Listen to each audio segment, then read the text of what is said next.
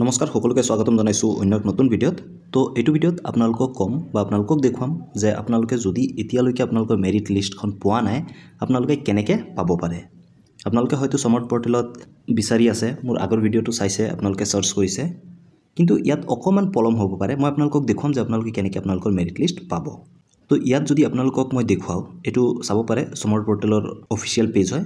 তো ইয়াত যেতিয়া আপুনি ক্লিক কৰি দিব, ক্লিক কৰি দিয়াৰ পিছত মেৰিট লিষ্টত যেতিয়া আপুনি ক্লিক কৰি দিব, মই আপোনালোক এটা এক্সাম্পলত দেখুৱাই দিছোঁ কটন কলেজৰ বা কটন ইউনিভাৰ্চিটিৰ। তো আপুনি তলত যেতিয়া যাব, ইয়াত প্ৰথমতে আপুনি আপোনাৰ ইউনিভাৰ্চিটি সিলেক্ট কৰি দিলে, তাৰপিছত ইয়াত আপুনি আকৌ ইউনিভাৰ্চিটি সিলেক্ট কৰি দিব, কটন ইউনিভাৰ্চিটি, আৰু লগতে আপোনাৰ প্ৰগ্ৰেমটো সিলেক্ট কৰিব লাগিব। তো প্ৰগ্ৰেমটো ধৰি লওক এন্থ্ৰপলজিৰ মই সিলেক্ট কৰিছোঁ, কিন্তু এটা কথা আপোনালোকে কেনেকৈ সাৰ্চ কৰিব, আপোনালোকে গম পায় যে এইটো কটন ইউনিভাৰ্চিটি হয়। তো কটনৰ পৰা চি আহিব প্ৰথমতে, তাৰপিছত ইউনিভাৰ্চিটিৰ পৰা ইউ আহিব, অহাৰ পিছত আপুনি এই চিনটো দি দিব। দি দিয়াৰ পিছত আপুনি ইয়াত কোৰ্চকেইটা চাব পাৰে, কি কি কোৰ্চ আছে। তো আপুনি যদি চায়, ইয়াত চাব পাৰে আপোনালোকে যে এৰবিক আছে, এন্থ্ৰপলজি আছে, আছামিজ আছে, বেংগলী আছে। তো আপোনালোকক এতিয়া দেখুৱাওঁ এন্থ্ৰপলজিৰ, ঠিক আছে। ঠিক তেনেদৰে আপোনাৰ নিজৰ কোৰ্চকেইটা আপোনালোকে বাছি ল'ব পাৰে, বেংগলী, বড়ো, ইকনমিক্স, এডুকেশ্যন, যিটো আপোনাৰ লাগে সেইটো আপুনি সিলেক্ট কৰি দিব। আপুনি যোনখন কোৰ্চৰ কাৰণে আবেদন কৰিছিলে সেইটো আপুনি ইয়াৰ পৰা বাছি ল'ব। মই এতিয়া আপোনালোকক এন্থ্ৰপলজি বা আছামিজ দেখুৱাই দিম, বা এন্থ্ৰপলজি যিকোনো এটা আপোনালোকক দেখুৱাই দিম। আছামিজ দেখুৱাই দিওঁ। তো ক্লিক কৰি দিলে প্ৰগ্ৰেমটো, ক্লিক কৰি দিওঁতে আপোনালোকে ইয়াত কি চাব পাৰিছে, ন' ৰিজাল্টছ ফাউণ্ড। সমৰ্থৰ মতে এতিয়ালৈকে আপোনাৰ ৰিজাল্টটো আপোনাৰ যি মেৰিট লিষ্ট হয় সেইটো এতিয়ালৈকে দিয়া নাই। তো আপোনালোকে কি কৰিব এতিয়া? তো ইয়াত কোনো লিংকো দিয়া নাই বা ইয়াত ন' ৰিজাল্ট ফাউণ্ড দেখুৱাইছে। আপোনালোকে কি কৰিব এতিয়া? আপোনালোকক মই লাইভ দেখুৱাম যে আপোনালোকে কেনেকৈ চাব। তো আপুনি আৰু এটা টেব অ'পেন কৰি ল'ব। আপুনি যোনখন কলেজত আবেদন কৰিছিলে সেইখন কলেজত আপুনি অফিচিয়েল ৱেবছাইটত গুচি যাব। আপুনি কটন ইউনিভাৰ্চিটিৰ অফিচিয়েল পেজত গুচি যাব, বা আপুনি যোনখন কলেজত আবেদন কৰিছিলে সেই অফিচিয়েল পেজটোত গুচি যাব কলেজৰ। তাৰপিছত ইয়াত আপোনালোকে চাব পাৰিব কিছুমান পপ আপ অ'পেন হ'ব আৰু আপোনালোকৰ কলেজ অনুযায়ী দেখুৱাব। তো ইয়াত কি কৰিব লাগিব, কটন ইউনিভাৰ্চিটিৰ কাৰণে এডমিশ্যন 25-26, তো ইয়াত তেতিয়া ক্লিক কৰি দিম। ক্লিক কৰি দিলে, যিহেতু এইটো আণ্ডাৰ গ্ৰেজুৱেট প্ৰগ্ৰাম হয়, তো ইয়াত মই ক্লিক কৰি দিলোঁ। ক্লিক হিয়াৰ BSc BA BCoমৰ কাৰণে, BCAৰ কাৰণে। তো ক্লিক কৰি দিলোঁ। ক্লিক কৰি দিয়াৰ পিছত আপোনালোকে ইয়াত চাব পাৰে যে আপোনালোকৰ যি মেৰিট লিষ্ট হয় সেইটোৰ ন'টিচ আহি গৈছে। তো ইয়াত ন'টিফিকেশ্যন এটা আছে, ফাৰ্ষ্ট মেৰিট লিষ্টৰ বিষয়ে ন'টিফিকেশ্যন এটা দিছে আৰু ফাৰ্ষ্ট মেৰিট লিষ্ট। আপুনি মেৰিট লিষ্টটো যদি চায়, তো ইয়াত ক্লিক কৰি দিব। ক্লিক কৰি দিলে আপোনাৰ যি মেৰিট লিষ্ট হয় সেইটো চাওক অ'পেন হৈ আহি গৈছে। তো আমি সমৰ্থত কি চাইছিলোঁ যে এন্থ্ৰপলজি সাৰ্চ কৰি আছিলোঁ, আৰু এন্থ্ৰপলজিৰ ন' ৰিজাল্ট ফাউণ্ড দেখুৱাইছে। কিন্তু আপোনালোকে কলেজৰ ৱেবছাইটটোত যেতিয়া আহিছে আপোনালোকে চাব পাৰে যে Cotton university UG admission 2025 seat matrix, চিটৰ কেপাচিটি কিমান আছে সেইসমূহ দিছে।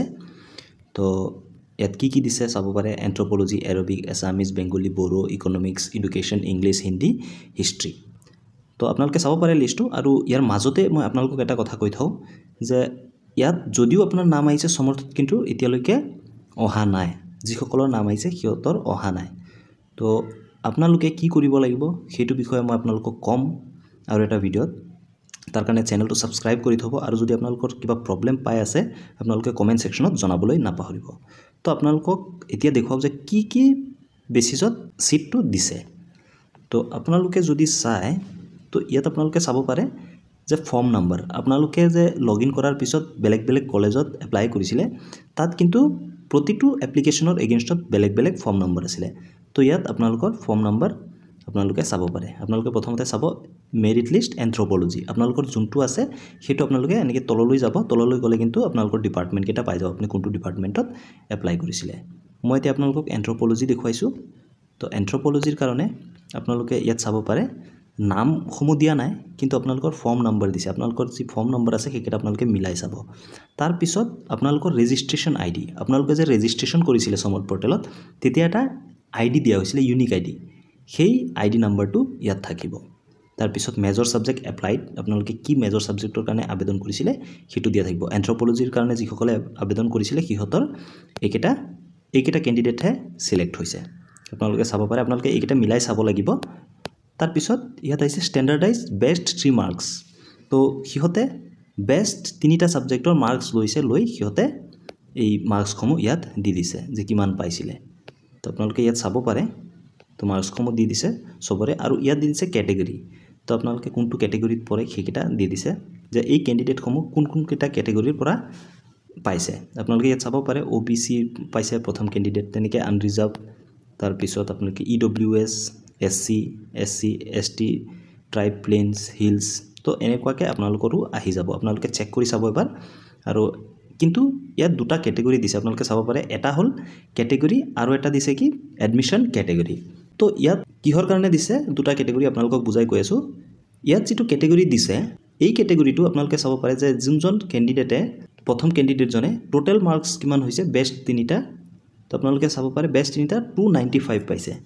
আৰু এপ্লাই কৰোঁতে সেই কেণ্ডিডেটজনে কি দিছে কেটেগৰী দিছে OBC আৰু এডমিশনটো কি কেটেগৰীত হ'ব আপোনালোকে চাব পাৰিছে আনৰিজাৰ্ভ মানে যদিও এই কেণ্ডিডেটজনৰ OBC বা MOBC সাৰ্টিফিকেট নাথাকিলেহেঁতেন কিন্তু এই কেণ্ডিডেটজনে আনৰিজাৰ্ভ কেটেগৰীত পাই গ'লহেঁতেন আৰু এডমিশনটো সিহঁতৰ আনৰিজাৰ্ভ কেটেগৰীত হ'ব মানে তেখেতে যদি এতিয়া কাষ্ট সাৰ্টিফিকেট নিদিও তথাপিও সিহঁতৰ আনৰিজাৰ্ভত এডমিশনটো হৈ যাব তো আৰু ইয়াত আপোনালোকে চাব পাৰে যে এডমিশন কেটেগৰী ৱাইজ যিবিলাক আপোনালোকৰ হৈছে যেনেকৈ ধৰি লওক আপোনাৰ OBC এনেকৈ দেখুৱাইছে সেইকেইটা কেটেগৰী সাৰ্টিফিকেট দিব লাগিব সিহঁতৰ কেটেগৰী সাৰ্টিফিকেট দিলেহে সিহঁতৰ এডমিশন কেইটা হ'ব তো আপোনালোকৰ হয়তো যিটো ডাউট আছিলে মনত যে কেটেগৰী দুটা কিয় হয় সেইকেইটা আপোনালোকৰ ক্লিয়াৰ হ'ল তো ঠিক তেনেদৰে আপোনালোকে বেলেগ হেৰিকেইটাও চাব পাৰিব বেলেগৰ বা বেলেগ ডিপাৰ্টমেণ্টৰ আপোনালোকৰ কাৰোবাৰ যদি বন্ধু আছে সকলোকে আপোনালোকে চাই দিব পাৰিব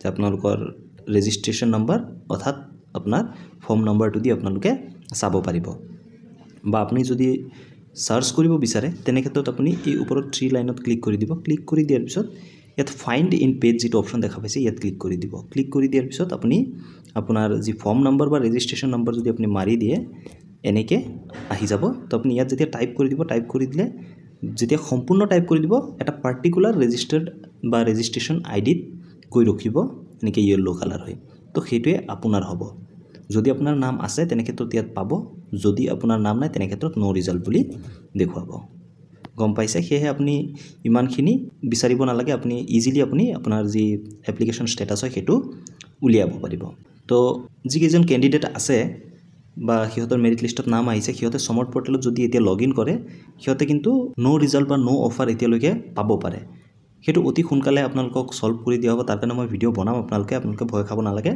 যদি আপোনালোকৰ কিবা অসুবিধা আছে আমাৰ হোৱাটছএপ ছাপোৰ্ট টিমৰ লগত আপোনালোকে কথা পাতিব পাৰে লিংক চেনেলৰ এবাউটৰ ডেছক্ৰিপশ্যন বক্সত দিয়া আছে আৰু এই চেনেলটো ছাবস্ক্ৰাইব যদি কৰা নাই ছাবস্ক্ৰাইব কৰি থ'ব আগন্তুক আপোনালোকৰ এডমিশ্যনৰ ৰিগাৰ্ডিং ৰেজিষ্ট্ৰেশ্যনৰ ৰিগাৰ্ডিং বা স্কলাৰশ্বিপৰ ৰিগাৰ্ডিং বা যদি কিবা স্কিম আহে সেইবিলাকৰ ৰিগাৰ্ডিং আপডেটবিলাক এই চেনেলত আপোনালোকে পাই থাকিব ধন্যবাদ জয় অসম